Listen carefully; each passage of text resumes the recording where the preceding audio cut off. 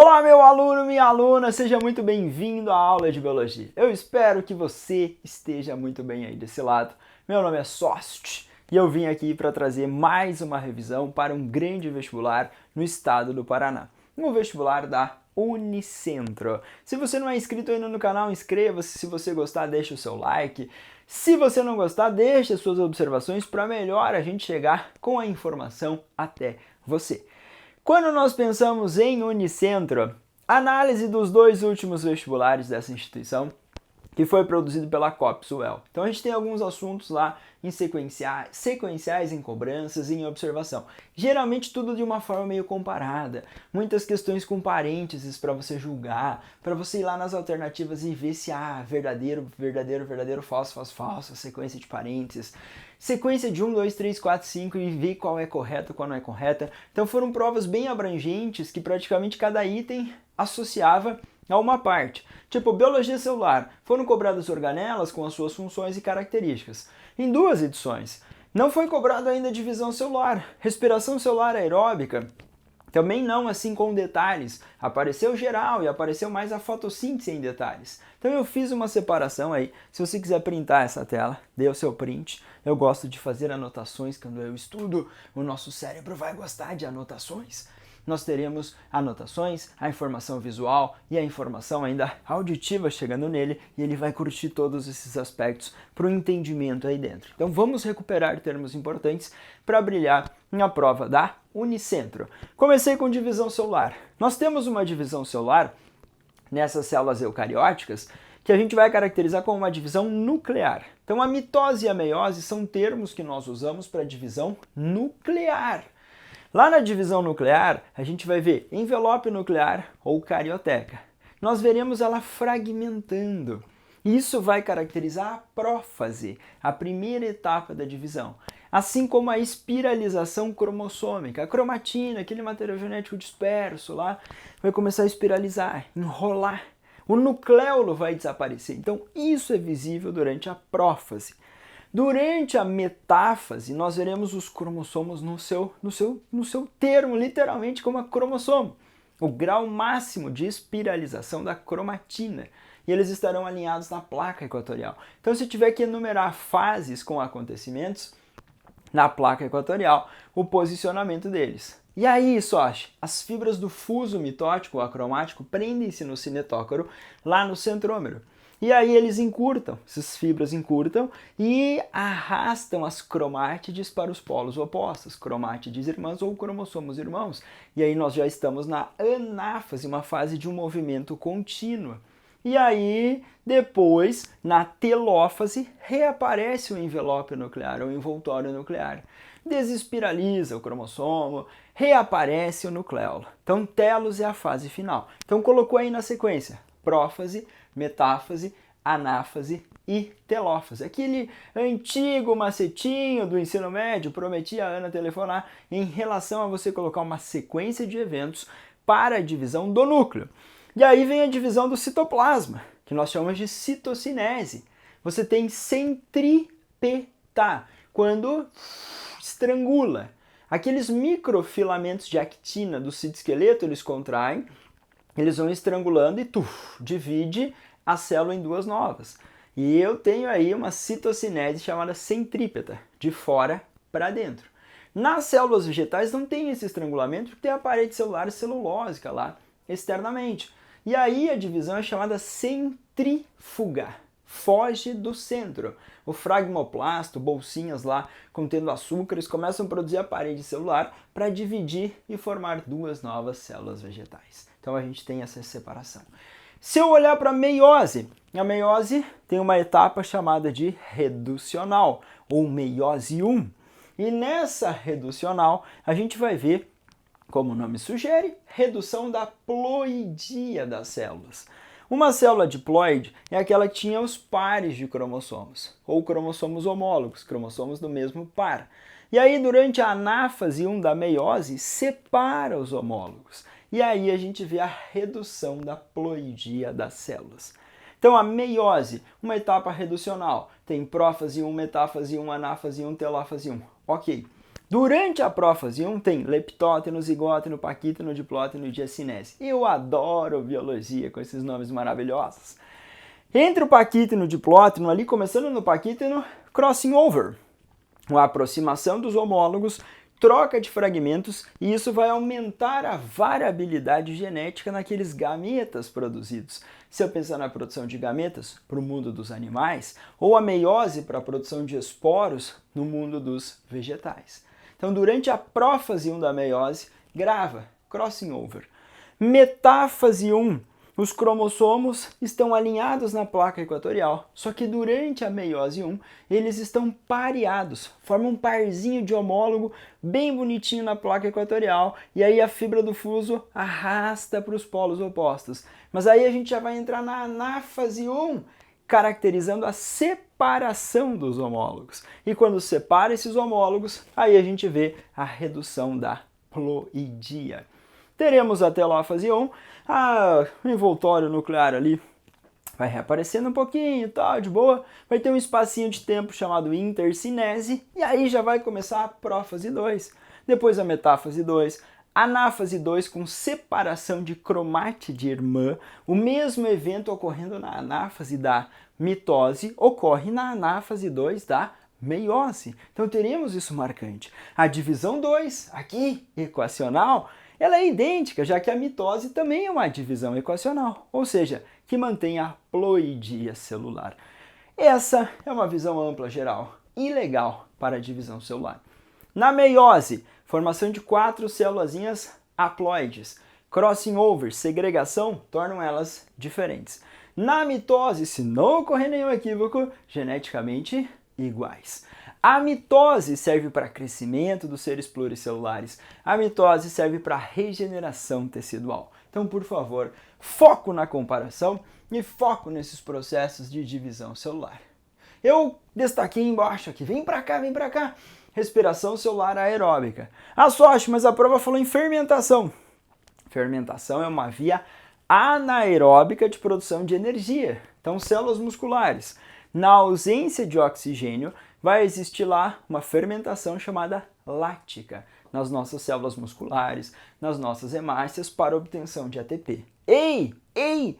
Fermentação, respiração celular são mecanismos de degradação de compostos orgânicos para obtenção de energia. O principal composto orgânico é o açúcar, o muito famoso açúcar, um monossacarídeo, uma hexose, conhecida como glicose. Mas também usamos ácidos graxos, também usamos aminoácidos para obtenção de energia, se a prova for específica. Quando eu falei em fermentação láctica, a prova pode pensar em fermentação alcoólica, que ocorre lá nos fungos, por exemplo, para a produção de pães, para a produção das cervejas, de vinhos. Na fermentação alcoólica, eu tenho liberação de CO2, produção de etanol, um saldo positivo de 2 ATPs. Na fermentação láctica, eu também tenho um saldo positivo de 2 ATPs, mas eu não tenho produção de CO2. E, obviamente, eu tenho a produção do lactato, que é o ânion, na verdade, né, do ácido lático, ou o ácido lático, e o seu ânion, o lactato. Então, a gente pensa na fermentação também como um mecanismo de degradação de compostos orgânicos, ok? Só que na respiração aeróbica, essa degradação é de todo esse composto orgânico. Não vai sobrar intermediário ali. Lá na fermentação alcoólica sobra o etanol, na fermentação lática sobra o ácido lático. Aqui, meus seres, nós vamos degradar totalmente esse composto orgânico. Por isso que vai gerar mais energia, vai gerar mais ATP. Essa degradação vai ocorrendo em etapas, e essas etapas vai liberando gradativamente a energia, para evitar um colapso na célula, evitar de liberar muita energia no curto espaço de tempo. A primeira etapa chama-se glicólise, quebra da glicose. Ocorre no citosol e aloplasma, parte gelatinosa. Investe 2 ATPs, produz 4. E eu tenho um saldo, então, positivo de 2 ATPs durante a glicólise. E ocorre a formação de 2 moléculas de piruvato, que são o ânion do ácido pirúvico. Esse piruvato é transportado para o interior da mitocôndria. Vai ocorrer a oxidação do piruvato. E aí vai formar acetil, que vai reagir com a coenzima A, formando acetil coenzima A, que vai reagir com ácido oxalacético e vai formar um ácido cítrico, iniciando o ciclo de Krebs, ou ciclo do ácido cítrico. E aí vai dar uma voltinha lá, vai produzir NADH, vai produzir FADH, vai produzir também ATP. O ciclo de Krebs não consome ATP. O ciclo de Krebs ocorre na matriz, esse espaço gelatinoso no interior da mitocôndria, e o ciclo de Krebs produz 2 ATPs aí por molécula de glicose. Mas o NADH, FADH2 produzido serão encaminhados para a membrana interna das mitocôndrias, porque lá eu tenho uma cadeia transportadora de elétrons, conhecida como cadeia respiratória. Entrega elétrons, entrega hidrogênio. Hidrogênio é bombeado para o espaço entre as membranas, o espaço intermembrana, entre a membrana interna e externa da mitocôndria. Vai ter um gradiente legal lá de hidrogênio. Esse hidrogênio depois volta para a região da matriz pela ATP sintase, uma proteína da hora, uma enzima, na verdade, né? Uma proteína enzima, que vai promover a produção de grande quantidade de ATP. A fosforilação oxidativa engloba a cadeia respiratória, esse gradiente quimiosmótico para a produção de ATP. E aqui você produz a maior parte do ATP. No ciclo, saldo de 2. Glicólise, saldo de 2. Nos cálculos mais modernos, nós produzimos de 30 ATPs. Então, os 26 faltantes serão aqui na fosforilação oxidativa, que ocorre na membrana interna das mitocôndrias. Lá tem as cristas mitocondriais, tem citocromos e outros transportadores de elétrons para um fenômeno essencial, que é a síntese de ATP. A fase ciclo de Krebs, fosforilação oxidativa são consideradas aeróbicas. Se faltar oxigênio, vai parar essas duas. Mas a glicólise ela continua como se não houvesse amanhã. Então a glicólise é considerada uma fase anaeróbica da respiração celular aeróbica. Essa biologia é muito louca, por isso que eu adoro biologia. Glicólise é uma fase aeróbica porque ocorre se tiver ou se não tiver oxigênio. O ciclo e a fosforilação, elas ocorrerão na presença de oxigênio. Então, gravou aí, fez as suas observações, as suas anotações, por gentileza, muito cuidado. Agora eu quero mudar, eu quero ir para a ecologia e outras áreas. Se eu pensar em ecologia, a Unicentro fez cobrança de cadeias, teias alimentares, fez uma associação já com a organização, o fluxo de energia, e eu pensei em alguns conceitos legais. A ecologia engloba ou inclui aquela tal de ecobiose, que é o estudo da relação dos seres vivos e o ambiente em que eles vivem, e das alelobioses, relação ser vivo com ser vivo. Se eu olhar para outros conceitos, nicho ecológico é multidimensional. O nicho ecológico é o modo de vida. O nicho ecológico é formado ou está associado a todos os fatores que influenciam direta ou indiretamente a sobrevivência da espécie. Você falou só, te deu um bug aqui porque eu aprendi que fatores bióticos e abióticos em interação eram um ecossistema. Perfeito, você está perfeito, você está demais, você é um biólogo nato aí. Porém, quando esses fatores bióticos ou abióticos interferem na sobrevivência da espécie, são direcionados para ela, aí a gente tem o seu nicho ecológico. Por exemplo, se eu mudar a salinidade de um ambiente onde vivem camarões, eles podem morrer. Então isso faz parte do nicho. Se eu aumentar a quantidade de vírus ou de bactérias que são parasitas de peixes, ou os predadores dos peixes, então todos esses fatores que interferem na sobrevivência de uma espécie farão parte do seu nicho ecológico. De uma maneira geral, o ensino médio fala que é o modo de vida, a profissão do ser vivo no ambiente. O habitat é direcionado para o endereço, o local mais provável de eu encontrar aquela espécie. Então, as emas sul-americanas vivendo no Cerrado brasileiro. Descrevi isso. Opa, esse é o habitat. Aquela região física, geográfica do Cerrado. Mas no Cerrado brasileiro tem as emas sul-americanas, nós temos o que mais? Nós temos tamanduá-bandeira, nós temos o que mais? Lobo-guará, nós temos tatus, nós temos grande diversidade de aves, arbustos com caules retorcidos, com folhas grossas, raízes profundas. O Cerrado é considerado uma savana, mas de cabeça para baixo, uma floresta praticamente, de cabeça para baixo, raízes muito profundas, arbustos de médio porte aí, caules todos retorcidos. Então nós teremos aí uma população de plantinhas, uma população de ema, uma população de tamanduá-bandeira, de lobo-guará. Isso compõe uma comunidade ou biocenose. Se eu pensar só nas emas, 22 foram contadas numa tantos quilômetros quadrados, eu tenho uma população de emas lá. Só estou pensando em uma espécie. Conjunto de seres da mesma espécie que vivem numa mesma área ou região geográfica. Uma população. Agora, se eu pensar na população de ema, na população de lobo-guará, se eu pensar na população de tamanduá-bandeira, aí eu estou pensando na comunidade biológica ou biocenose, um conjunto de populações. Então, cuidado com conceitos. Eu pensei em ciclos biogeoquímicos porque a matéria, ela é cíclica. A matéria é cíclica. A energia percorre um fluxo unidirecional, mas a matéria é cíclica. E quando eu penso em ciclos biogeoquímicos, o do nitrogênio dá aquela alegria no coração. Eu tentei escrever pituquinho aqui, ó. Tá escrito fixação. Consiste na conversão do nitrogênio atmosférico em amônia. Nós temos bactérias fixadoras, por exemplo, em associação mutualística com as leguminosas, como a soja.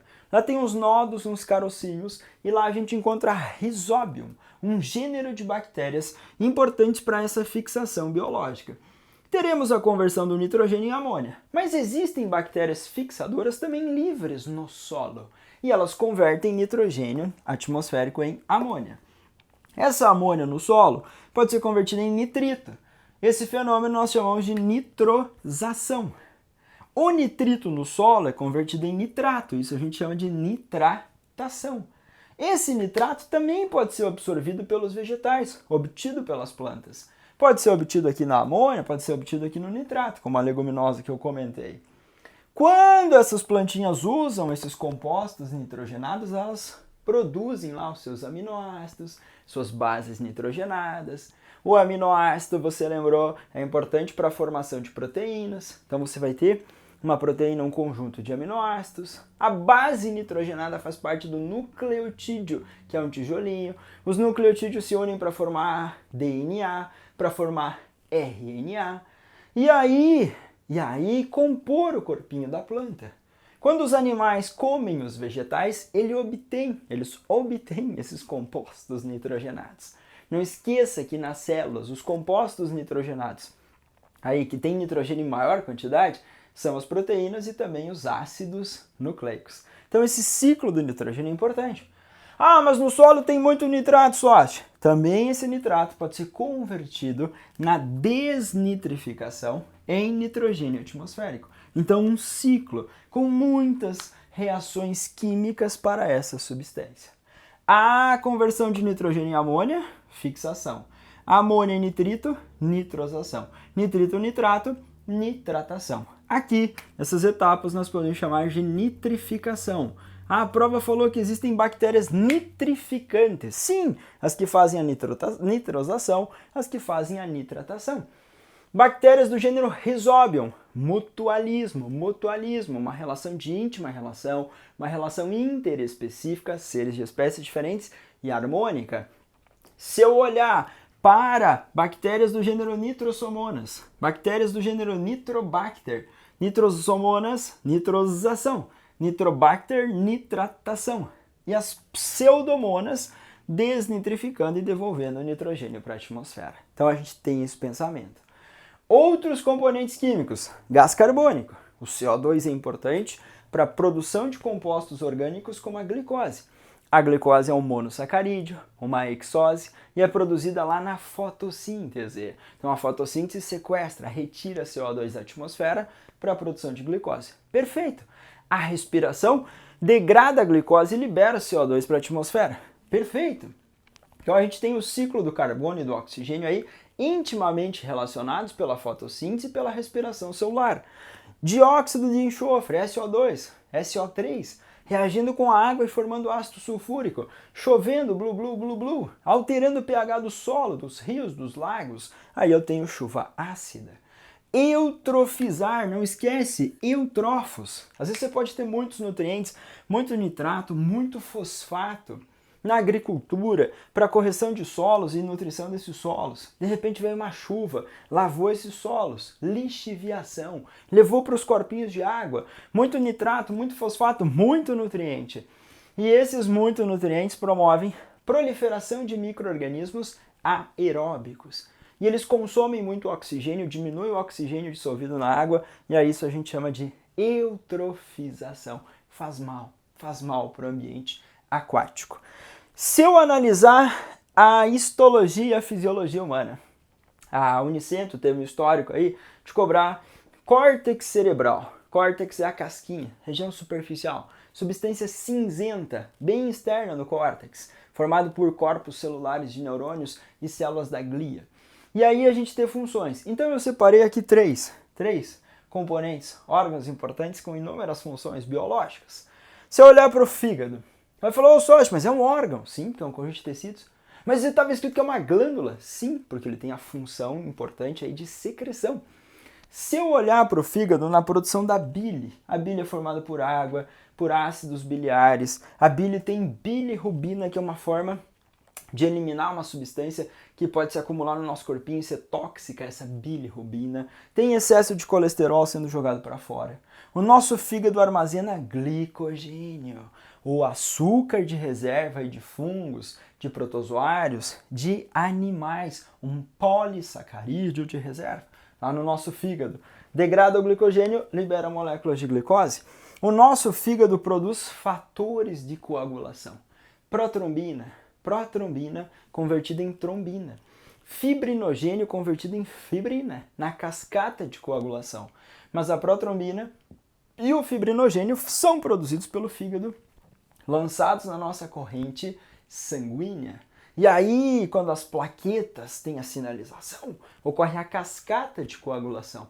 Plaquetas são fragmentos de célula viajando aí na nossa corrente sanguínea, realizam a cascata de coagulação para impedir uma hemorragia, um extravasar desse sangue. Então o fígado produzindo fatores de coagulação importante. O fígado fazendo detox, ele tem lá os hepatócitos, células hepáticas ricas em retículo endoplasmático liso para fazer o detox, para fazer a desintoxicação e a degradação de compostos tóxicos. Então foco na missão fígado para a nossa prova. Se eu pensar no pâncreas, ou pâncreas também, glândula mista ou anfícrina, pâncreas exócrino, produzindo e liberando suco pancreático. No suco pancreático, você tem lá bicarbonato de sódio. E o bicarbonato neutraliza o HCl. Mas de onde tem o HCl? O HCl está no estômago, secretado lá pelas células chamadas de parietais no nosso estômago e as células principais do estômago, produzindo e liberando o pepsinogênio. Forma inativa, pepsinogênio. Na presença de HCl, pepsina no estômago. E a pepsina digere proteínas lá no nosso estômago. Perfeito. O alimento passa do estômago para o duodeno, primeira porção do intestino delgado. E aí, secreção do suco pancreático. Existe bicarbonato de sódio no suco pancreático para neutralizar o HCl. Existem enzimas do suco pancreático, lipase pancreática, amilase pancreática, lipase, eu já falei, tripsina, quimiotripsina, para digestão de lipídios, para digestão de carboidratos, para digestão de proteínas. Então o suco pancreático é essencial para a nossa digestão de diferentes alimentos, produzido no pâncreas, liberado lá no duodeno, que é a primeira porção do intestino delgado. Se eu olhar para a amilase que eu citei, tem a amilase salivar ou pitialina, que começa a digestão de amido na cavidade oral ou boca. Depois vai terminar lá no intestino delgado. Lá no intestino delgado tem o suco entérico, tem a produção da lactase, uma enzima importante para a digestão da lactose. Então, cuidado com a associação geral da fisiologia. 2 edições já apareceram isso, eu estou insistindo nela também. Vai que continua. Se eu olhar para os nossos 2 hormônios para controle da glicemia, 2 hormônios, insulina e glucagon. Estou fazendo minha refeição, estou digerindo carboidratos, mandioca, uma raiz que tem amido. Digeri, começou na boca, terminou no intestino delgado, absorveu a glicose, aumentou a taxa de glicose no sangue, esse sangue passou lá no pâncreas, a célula beta do pâncreas libera Insulina. A insulina vai falar para as células do fígado, absorve a glicose, absorve a glicose. E as células hepáticas absorvem a glicose e formam o glicogênio. Então a insulina estimula a produção do glicogênio. A insulina estimula esse açúcar ser absorvido para os meus adipócitos. E lá a gente produzir gordurinhas. Também as células musculares absorverem esse açúcar para consumir e também formar glicogênio lá na célula muscular. Agora, estou num período de jejum entre as refeições, não estou consumindo, taxa de açúcar está baixando. A célula beta do pâncreas liberava insulina para reduzir a glicose do sangue. Agora eu estou no período de jejum, faz tempo que eu não estou comendo nada de açúcar ou de nutrientes e alimentos. A taxa de glicose está baixa, sangue passou no pâncreas, as células alfa-pancreáticas liberam o glucagon. O glucagon cai na corrente sanguínea, chega lá no fígado, ô fígado, quebra esse glicogênio e libera a glicose. E aí, por ação do glucagon, quebra do glicogênio hepático, e aí liberação de glicose e o aumento da glicose na corrente sanguínea. Então, cuidado. Os nossos 2 rins filtrando sangue. Cada rim humano tem aí muitos néfrons. Néfron é a unidade filtradora do nosso rim.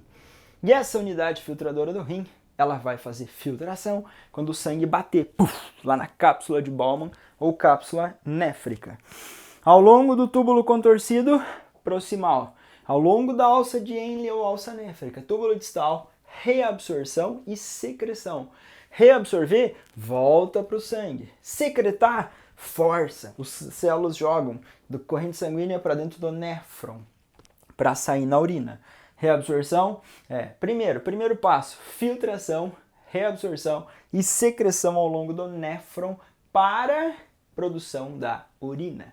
2 rins produzindo a urina, essa urina desce pelos ureteres, armazenada na bexiga urinária e sai pela nossa uretra. Os nossos rins, quando fazem isso, fazem um controle ácido básico do sangue, mas o principal órgão que faz esse controle ácido básico do sangue é o pulmão. O nosso pH do sangue oscila entre 7,35 e 7,45 para manter a nossa homeostase, meio interno constante. O meu pulmão é o principal órgão aí para eliminar, jogar para fora esse CO2 e manter esse valor de pH. Só que o rim falou, ô pulmão, tá trabalhando bastante aí, né? Deixa eu te ajudar.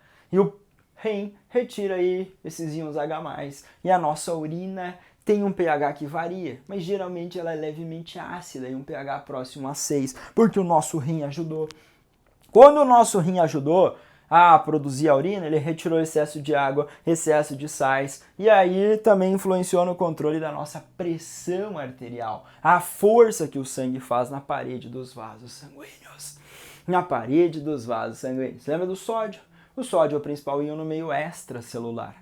E aí, muito sódio na alimentação do sócio. E aí, sódio para a corrente sanguínea. E aí, água para o sangue. Aumenta o volume do sangue. Aumentando o volume, aumenta a pressão arterial. Isso não é muito legal, isso não é legal. A hipertensão pode ser extremamente agressiva para nós. Então, a gente vai tentar eliminar esse excesso de sódio para fazer uma regulação. O nosso rim vai atuar. Eritropoetina, eritro é vermelho, poese é fazer. Os rins percebem o quanto de oxigênio está viajando na corrente sanguínea. Se a gente pegar o oxímetro e colocar, vai aparecer lá 96, 97, 98, valores normais de oxigênio associado à hemoglobina. Se diminuindo, podemos entrar em alerta. Estamos com dificuldade de oxigenar tecidos corporais. Vou subindo a montanha, diminui a pressão parcial de O2, menos oxigênio circulante. Os rins percebem e liberam a eritropoetina. A eritropoetina atua na medula óssea vermelha e estimula o aumento da produção de hemácias. Então teremos esse efeito importante na fisiologia dos seres humanos. Também, lá no nosso rim vai atuar um hormônio legal chamado ADH, ou antidiurético, produzido no hipotálamo para reabsorção de água. Reabsorver, volta a água para a corrente sanguínea, menos urina produzindo. Também a aldosterona, produzida nas suprarrenais, atua para reabsorver o sódio. Quando a pressão arterial está baixa ou a quantidade de sódio está baixa, libera aldosterona, reabsorve sódio. Sódio volta para o sangue. A água vai atrás, aumenta o volume do sangue. Então a gente tem essa oscilação e o rim participando monstruosamente. Essencial para controle de pressão arterial, produção da eritropoetina, produção da urina, controle do volume dos líquidos, de sais, um controle hidroeletrolítico no nosso corpinho, feito pelos nossos 2 rins. Então, foco na missão em relação à fisiologia geral. Zoologia não podíamos deixar de fora, eu fiz uma associação com o êmbrio. A embriologia também já apareceu com algumas etapas nas 2 edições, em questões gerais. Se eu olhar para a formação de folhetos embrionários durante a gastrulação, formação de ecto, meso e endo. A ectoderme dá origem à epiderme, ao sistema nervoso. A meso, aos músculos, aos ossos. A endoderme, a fígado, pâncreas, a revestimento interno do meu intestino, do meu pulmão, os pulmões em si. Então nós teremos formação de folhetos embrionários. Os animais diblásticos ou diploblásticos são representados pelos quinidários e têm 2 folhetos embrionários, a ecto e a endo, falta a meso. Os triblásticos ou triploblásticos têm 3, com meso, ecto, meso e endo. Plateumintes, triblásticos, mas acelomados. Nemateumintes ou nematóides, triblásticos, pseudocelomados.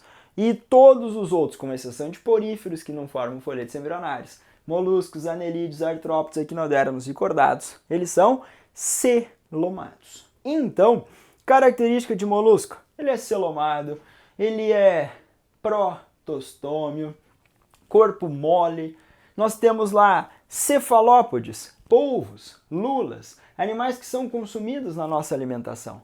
Nós temos gastrópodes, lesmas, caracóis, o gênero escargot, caracolzinho, que também pode ser consumido pelos humanos. E nós temos os bivalvos, ostras, mariscos, mexilhões, aqui ó, os famosos frutos do mar também. Teremos nesses animais aí respiração branquial, respiração cutânea ou respiração pulmonar, esse pulmão homólogo ao pulmão ou análogo ao pulmão dos vertebrados.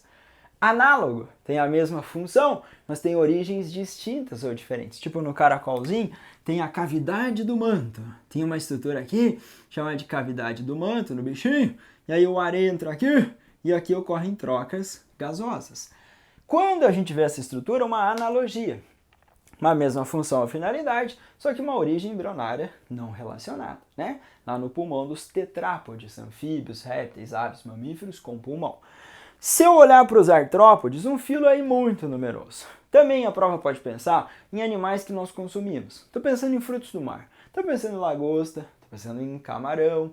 E esses seres são crustáceos. Os crustáceos têm 4 antenas. Eles são tetráceros, 2 pares de antenas. Tem 5 ou mais pares de pernas. Os crustáceos têm um corpo dividido em cefalotórax e abdômen. Os insetos são díceros, têm 2 antenas. Os insetos têm cabeça, tórax, abdômen. Uma boa parte dos insetos tem asa. Asa pode ser díptero, 2, 4, tetráptero, ou tem inseto como pulga, piolho, que não tem asa. Então cuidado com essas diferenças corporais. Os aracnídeos não têm antenas, não têm asas e possuem quelíceras no aparelho bucal. A quelícera pode ser usada para triturar alimento ou as aranhas para inocular veneno. Os outros artrópodes têm uma estrutura bucal chamada de mandíbula. Aqui nos aracnídeos é chamada de quelícera. Os aracnídeos têm cefalotórax e abdômen. E os aracnídeos têm 4 pares de pernas. Então, inseto, 3 pares de perna. Aracnídeo, 4 pares de perna. Crustáceos, 5 ou mais pares de perna. Insetos, 2 antenas, ou seja, 1 par. Crustáceos, 2 pares de antenas, ou seja, 4. E os aracnídeos, sem antenas. Não esquece que a artropoda, apêndices articulados. E o exoesqueleto, um esqueleto externo que protege, que evita a desidratação, que sustenta o corpo, que é quitinoso e que é trocado periodicamente na muda ou equidise. Tem um hormônio chamado de equidisônio. Equidisônio, um hormônio derivado aí de um esteroide, e esse hormônio atua nas células da epiderme. A epiderme produz e a epiderme recicla o exoesqueleto antigo e sintetiza um novo. O exoesqueleto fica acima da epiderme.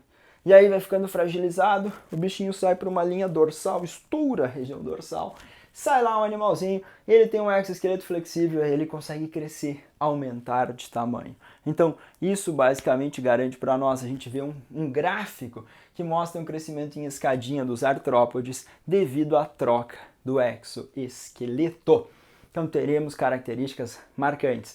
Muda o equidise, troca do exoesqueleto. Equidisônio, o hormônio. E a casquinha antiga abandonada, a exúvia desses animais. Cá. Eu coloquei aqui um vertebrado, pensando também em consumo. Peixes. Peixes ósseos ou osteíctes ou actiniopterige. Eles apresentam uma unidade do ladinho chamada opérculo, bem marcante. Cavalo marinho, é um peixe ósseo bem diferentão. Mas tilápia, salmão, animais que nós consumimos, ou que está disponível aí para o nosso consumo, nós vimos nesses peixes ósseos bexiga natatória ou vesícula gasosa, uma estrutura importante para controlar a flutuabilidade dos bichinhos. Vai garantir o que nós chamamos de flutuabilidade neutra. O animal vai tentar subir e descer na coluna de água sem se esforçar muito, com as nadadeiras. E esse órgão vai ajustando o volume, ajustando as forças, aí, como peso, empuxo, para o animalzinho se manter na coluna de água. Então a bexiga natatória existe nos peixes ósseos. Tem alguns peixes que a bexiga natatória tem um contato com o ducto pneumático e esses peixes são chamados de fisóstomos. Piramboia, o peixe pulmonado do Brasil. E a bexiga natatória é homóloga ao pulmão. O bichinho está nadando, tira a boquinha para fora, puxa ar e lá ele faz troca gasosa. A maioria dos peixes sim tem respiração branquial. Então, contato com a água, o sangue flui assim, a água assim, num sentido que a gente chama de contracorrente, e aí contato ali para fazer a hematose ou troca gasosa. Então esse é o meu pensamento aí geral sobre animais para a Unicentro 2023. Se eu descer para o mundo das plantas, adoramos os vegetais, adoramos os vegetais. 4 grandes grupos. Já nos animais, você tem poríferos, quinidários, plateumintes, hematelmintes, moluscos, anídeos, artrópodes, equinodermos e cordados. Uma galera com as características gerais que você estudou em todo o seu ensino médio. Nas plantinhas, briófitas, pteridófitas, gímenos e angiospermas. 4 grupinhos. Vai lá, tapinha nesse rosto, mexe o corpinho aí com sorte, para focar. Focar, obsessão para gabaritar Unicentro. Não só biologia, prova inteira. Então, obsessão. Vamos lá. Se eu olhar para a briófita, musgos, vegetais criptógamos, avasculares, em que o gametófito é dominante. É o único grupo de plantinhas que o gametófito é a fase dominante. O gametófito é inidinavil ou haploide. O gametófito é representado por rizoide, cauloide, filoide. E esse gametófito é eniohaploide. Então as células são eniohaploide. Olha o esporófito aqui do ladinho. O esporófito é diploide. Esse esporófito aqui, ó. Sempre o esporófito vai ser diploide. Sempre. Embriófita, pteridófita, gímeno e anjo. Sempre o esporófito vai ser diploide. Briófita, pteridófita, gímeno e anjo. Sempre o gametófito vai ser haploide. Briófita, pteridófita, gímeno e anjo. Sempre. G, você vai lembrar de H de haploide. Esporófito, D de diploide. Por favor, esse é o meu macete para você lembrar. Gametófito H, GH de haploide. Esporófito D, isso era para ser um D, parece um B, é um D de diploide. D, E, G, H. Gametófito haploide, esporófito diploide. O esporófito sofre meiose. E quando ele sofre meiose, ele produz o esporo. O esporo é haploide. A meiose nos vegetais é chamada de intermediária ou espórica. O esporo germina, forma os protonemas, embriõezinhos legais, e vão dar origem a novos gametófitos nas briófitas. O gametófito masculino tem o anterídeo, que vai produzir o anterozoide, que é o gameta masculino. O gametófito feminino tem o arquegônio, que vai produzir a oosfera, que é o gameta feminino. O anterozoide nada, fecunda a oosfera e reestabelece a formação de um esporófito. Briga. Briófita, gametófito dominante. É o único grupo de vegetais em que você tem o gametófito dominante. Caules e folhas. Geralmente raiz, caule e folha. Tem embriófita? Não. Rizoide, cauloide, filóide, porque são avasculares ou atraqueófitos. Não tem vasos condutores de seiva, xilema e floema. Já nas pteridófitas, gímenos, anjos, traqueófitas, com vasos condutores de seiva, com maior crescimento. Raiz pode ser uma estrutura subterrânea. Apareceu na última edição. Eu foquei em caule, então. Se eu comer, por exemplo, batata inglesa, um tubérculo, armazena amido, um caule. Comi cebola. A cebola é um bulbo, tem folhinhas modificadas que são os catáfilos, que reservam nutrientes. Comi alface, folhinhas de espinafre, folha. Então o caule pode ser aéreo, acima do solo, ou subterrâneo. Os caules aéreos, tronco, como numa araucária, estipe ou estipete, como a gente vê numa palmeira com um tufo de folhas, colmo, oco, como no bambu, e colmo cheio, como na cana de açúcar. Então, caules aéreos divididos em gominhos. As folhas têm o parênquima palissádico e o lacunoso. Parênquima é um tecido que preenche o meio da folha e lá ocorre o fenômeno maravilhoso chamado fotossíntese. Os órgãos vegetais, eles são formados por diferentes tecidos. Então eu posso pensar que a semente é uma estrutura vegetal, um órgão, tem tecido de reserva, tem um embrião, e ele vem ela vem, a semente, do desenvolvimento do óvulo. O óvulo fecundado e desenvolvido forma a semente. Quem tem semente é chamado de espermatófita. Então as gímenos e as angiospermas. Nas angiospermas, o óvulo é envolto pelo ovário. E o ovário fecundado e desenvolvido forma o fruto. Fruto, bagas e fruto do tipo drupa. Geralmente são frutos carnosos. Então a gente vai olhar com aquele fruto que tem várias sementinhas dispersas. Olhei para o mamão, para o melão, para a melancia, para a laranja. Frutos do tipo baga. Olhei para um fruto que tem uma estrutura mais dura e rígida interna. Drupa. D de duro, D de drupa. Olhei para o coco da Bahia, é uma drupa. Aquela massinha branca do coco é o endosperma, uma substância de reserva. Se eu olhar para o endosperma líquido, a água do coco vai alimentar o embriãozinho que vai estar por ali. Se eu olhar para a azeitona, para o pêssego, drupa, carocinho no seu interior. Então a gente vai fazer esse pensamento geral. Agora, tecidos vegetais, xilema e floema, tecidos de condução. Xilema, formado por um vaso lignificado, células mortas ali na parede desse vaso. Muita lignina e xilema, seiva ascendente, seiva bruta, água e sais minerais. Floema, célula do vaso, tem uma célula companheira ali do ladinho, mantém as atividades, o vaso vivo. Conduz seiva orgânica, água e sacarose, sacarose um disacarídeo e glicose mais frutose fluindo no corpinho. Epiderme suber, são tecidos de revestimento. A epiderme reveste regiões jovens. O suber substitui a epiderme, vem depois e reveste regiões velhas.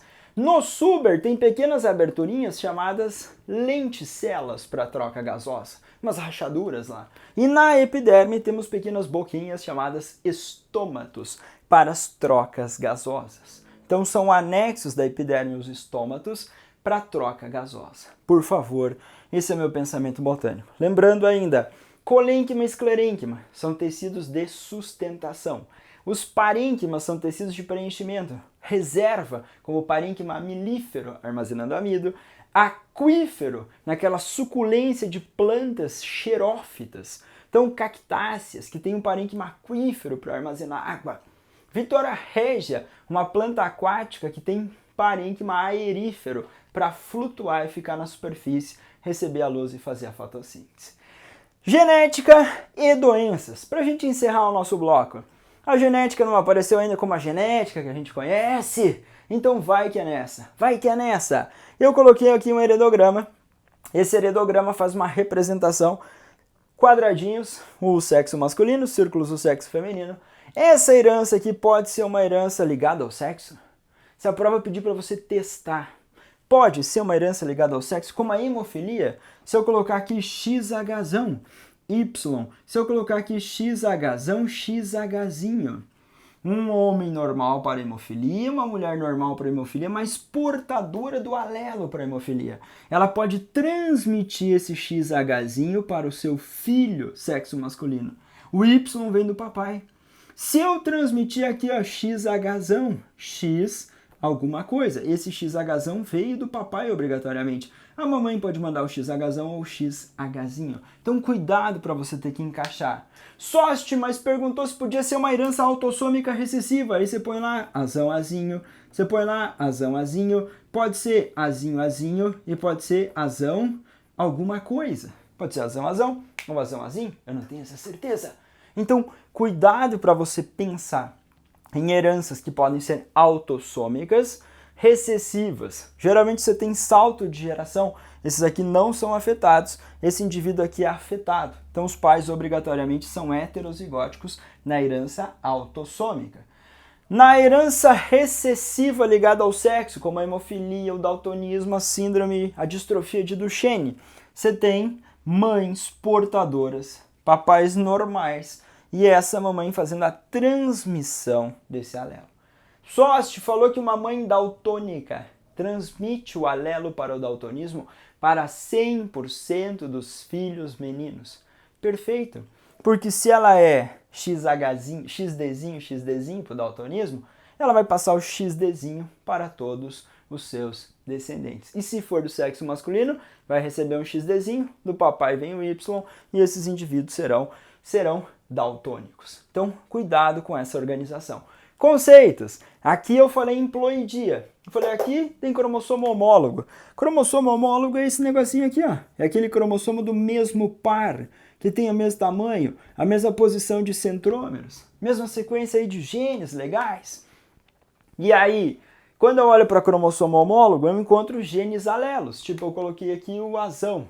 Então, desse lado aqui tem o azinho, beleza? Esse cromossomo está simples, ele não está lá duplicado com a cromátide do lado. Mas genes alelos são formas mutantes alternadas de um gene que estão presentes no par de homólogos. Quando o indivíduo tem um alelo azão e o alelo azão, ele é homozigoto. Quando ele tem um azão e um azinho, ele é heterozigoto. Quando nós olhamos para isso, eu falei que ele é azão, azão, azão, azinho. Estou falando no seu genótipo. Se eu analiso, ele é normal para o albinismo ou ele é albino, estou pensando no seu fenótipo. O fenótipo é a interação do genótipo, mais a associação do ambiente ao seu redor. Quando nós pensamos na característica, teoria sintética da evolução, a teoria sintética da evolução vai usar lá os termos como mutação, para formação ou criação de novos alelos, para gerar variabilidade genética.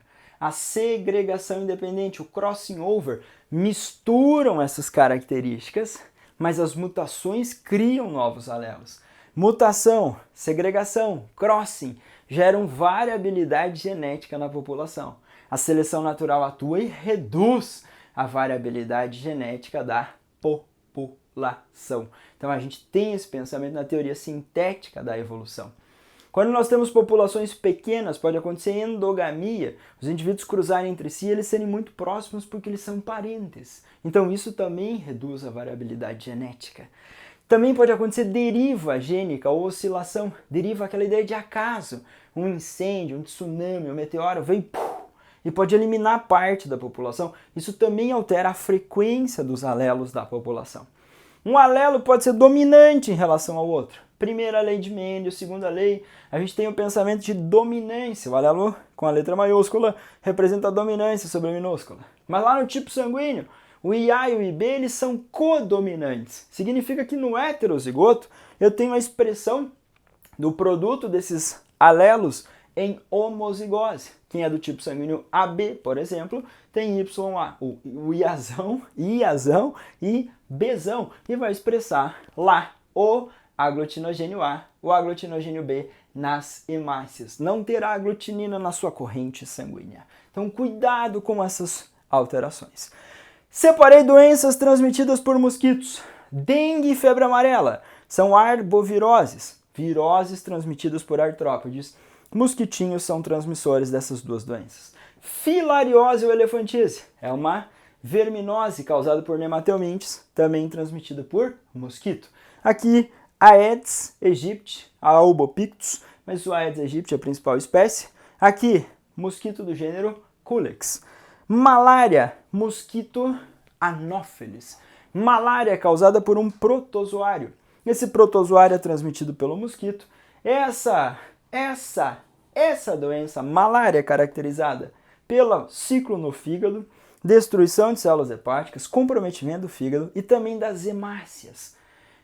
Pico de febre na malária. Mosquitinho introduziu o esporozoito, fez multiplicação no fígado, saíram os merozoítos, invadiram as hemácias, merozoíto multiplicou em hemácia, rompeu a hemácia, pico de febre.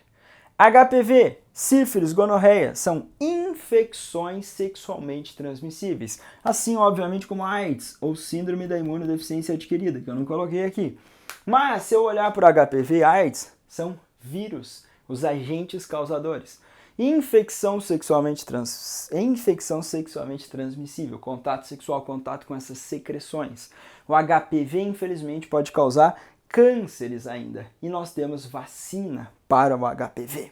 Síndrome da imunodeficiência adquirida, AIDS. Nós temos um retrovírus, um vírus que tem RNA como material genético e transcriptase reversa.